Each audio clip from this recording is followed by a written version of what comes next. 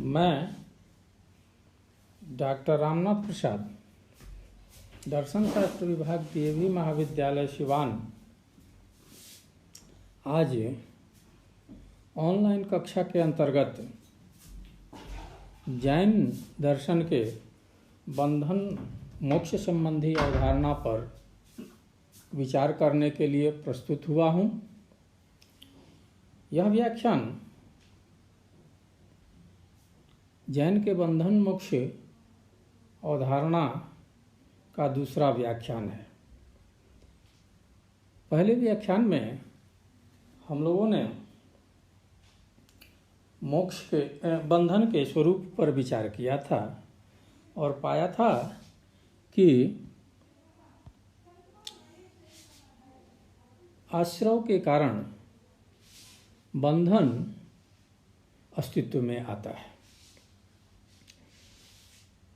जैन दर्शन के अनुसार आश्रव के कारण बंधन होता है और आश्रव के समाप्त होने पर, आश्रव के रुक जाने पर मोक्ष की स्थिति बनती है। स्वाभाविक रूप से आश्रव का निरोध मोक्ष की तरफ ले जाना वाला होगा। आश्रव के इस निरोध को शंबर कहा जाता है। शंबर मोक्ष का प्रारंभ है। यह दो प्रकार का होता है, एक भाव शंबर और एक द्रव्य शंबर। व्यक्ति जब उन प्रयत्नों के लिए उत्सुक होता है जिनसे आश्रव को रोका जा सकता है, उसे भाव शंबर कहा जाता है। इसी तरह नए पुद्गलों का आना बंद हो जाने की वास्तविक अवस्था को द्रव्य शंबर कहा जाता है। जीव में आ गए पुद्गलों को फल रहित या समाप्त होने या करने की क्रिया को निर्जरा कहा जाता है। निर्जरा का अर्थ है कर्म का क्षय या उससे होने वाली आत्म उपलब्धि। निर्जरा का सामान्य अर्थ है कर्मों को बढ़ने से रोकना या उसको जलाना। निर्जरा तप से आता है। जैन दर्शन के अनुसार तप दो प्रकार के होते हैं, एक बाह्य तप और दूसरा आंतरिक तप। बाह्य तप के अंतर्गत अनशन, आहार संयम, आसन प्रयोग और इंद्रिय संयम आता है। इसी तरह आंतरिक तप के अंतर्गत प्रायश्चित, विनय, सेवा, कार्याशम, स्वाध्याय और ध्यान आता है। शंबर आश्रव का विरोधी है और निर्जरा बंधन का विरोधी है। आश्रव का शंबर होता है और बंधन का निर्जरा होता है। बंधन का निर्जरा होने पर मोक्ष की अवस्था आती है। निर्जरा की दो अवस्थाएं हैं, घातीय कर्मों का क्षय और अघातीय कर्मों का क्षय। घातीय कर्म, ज्ञानावरणीय कर्म का क्षय चार प्रकार का होता है। ज्ञानावरणीय कर्म का क्षय या वैसे कर्मों का क्षय जो ज्ञान में बाधा उत्पन्न करते हैं, ज्ञान को आवरण प्रदान करते हैं, ज्ञान को ढकते हैं। दर्शनावरणीय कर्म का क्षय अर्थात वैसे कर्मों का क्षय जो दर्शन अर्थात आस्था को ढक लेते हैं या उसको कम कर देते हैं। मोहनीय कर्म वैसे कर्म को कहा जाता है जो मोह को उत्पन्न करता है, कषाय को उत्पन्न करता है और उसके क्षय को मोहनीय कर्म क्षय कहा जाता है। इसी तरह हम लोगों ने देखा था कि अंतराय कर्म वैसे कर्म को कहा जाता है जो फल बाधा उत्पन्न करता है। इस तरह के कर्म का क्षय अंतराय कर्म क्षय कहा जाता है। ये क्षय जल्दी संपन्न हो सकते हैं तप के कारण या अन्य कारणों से। जब हम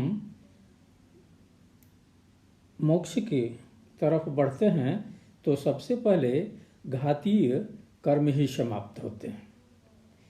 इनके समाप्त होने पर जीव में अनंत ज्ञान, अनंत दर्शन, अनंत आनंद और अनंत वीर्य आ जाता है। यह अवस्था जीवन मुक्ति की अवस्था है, कैवल्य की अवस्था है और अघातीय कर्मों का क्षय व्यक्ति के जीवन पर्यंत चलता है। क्योंकि जब तक जीवन है तब तक आयु कर्म का क्षय चलता रहता है। आयु जब तक समाप्त नहीं होगी तब तक वह बना रहता है।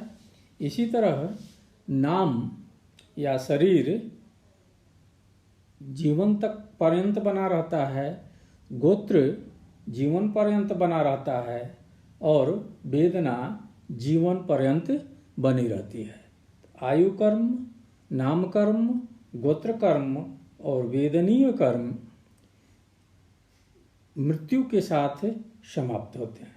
केवली व्यक्ति जब मृत्यु को प्राप्त होता है तब अघातीय कर्म भी समाप्त हो जाते हैं और वह पूर्ण कैवल्य, असंयोगी कैवल्य को प्राप्त करता है।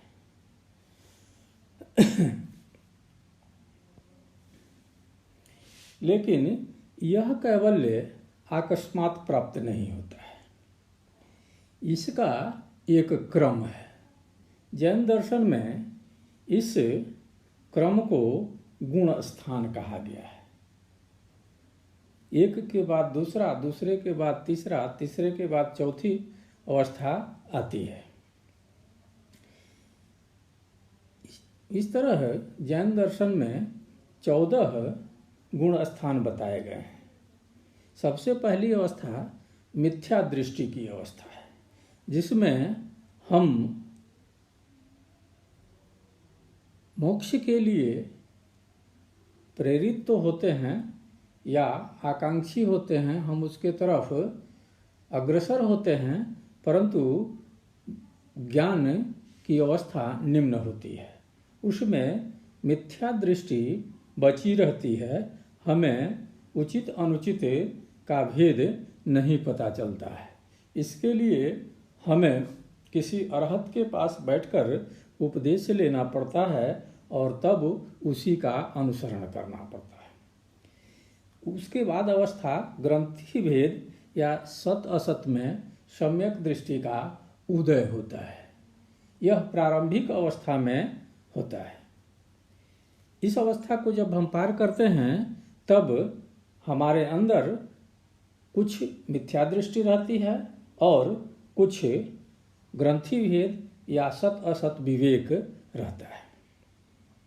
इस अवस्था को पार करने पर अविरत सम्यक दृष्टि उत्पन्न होती है।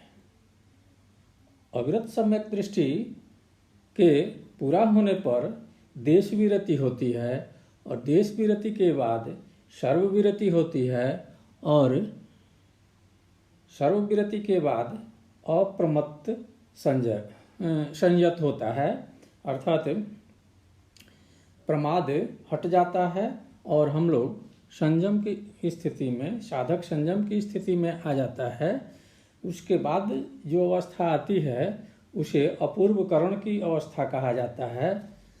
अपूर्व करण की अवस्था के बाद सूक्ष्म संवराय की अवस्था आती है और उसके बाद उपशांत कषाय की अवस्था आती है, जिसमें हमारे कषाय समाप्त हो जाते हैं।